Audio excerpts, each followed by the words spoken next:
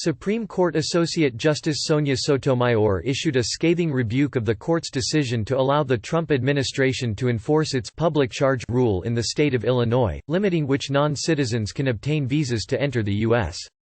Sotomayor's problems with the conservative majority's ruling went far beyond this case, claiming that it was symptomatic of the court's habit of siding with the government when they seek emergency stays of rulings against them. Holder pushes for Supreme Court term limits, says 18 years is enough. It is hard to say what is more troubling, that the government would seek this extraordinary relief seemingly as a matter of course, or that the court would grant it, Sotomayor wrote in her dissent. This particular case, Wolf v. Cook County, deals with the Trump administration's expansion of situations where the government can deny visas to non-citizens looking to enter the U.S. Federal law already says that officials can take into account whether an applicant is likely to become a public charge, which government guidance has said refers to someone primarily dependent on the government for subsistence.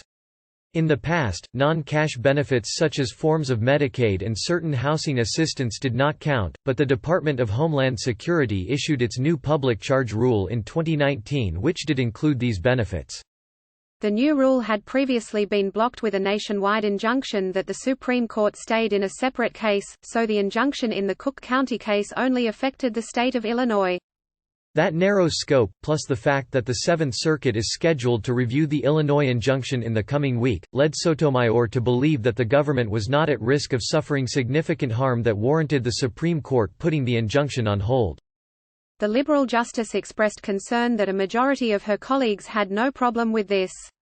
She explained that it is unusual for an administration to seek stays against injunctions with this sort of frequency, yet it is becoming the new normal. Claiming one emergency after another, the government has recently sought stays in an unprecedented number of cases, demanding immediate attention and consuming limited court resources in each, she wrote. And with each successive application, of course, its cries of urgency ring increasingly hollow. Indeed, its behavior relating to the public charge rule in particular shows how much its own definition of irreparable harm has shifted. Sotomayor went on to claim that the Supreme Court has been overly accommodating when it comes to stay applications, but mainly just for the Trump administration. In contrast, she pointed out, they tend to deny stay applications for executions. Kavanaugh and Gorsuch defy Dem predictions with independent streak.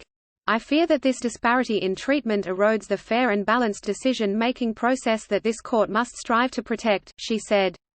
Democratic presidential hopeful Mike Bloomberg threw his support behind Sotomayor in a Saturday tweet. Justice Sotomayor is right to sound the alarm, Bloomberg tweeted Saturday.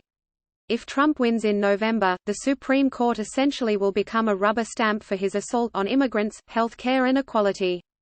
Recent history, however, shows that the conservative majority has been anything but in lockstep with conservative politics. Last year, Justices Brett Kavanaugh and Neil Gorsuch, both Trump appointees, drew attention for siding with the court's liberal contingent on a number of cases. Chief Justice John Roberts, appointed by President George W. Bush, had perhaps the most notorious break from the conservative ranks when he ruled in favor of Obamacare in 2012.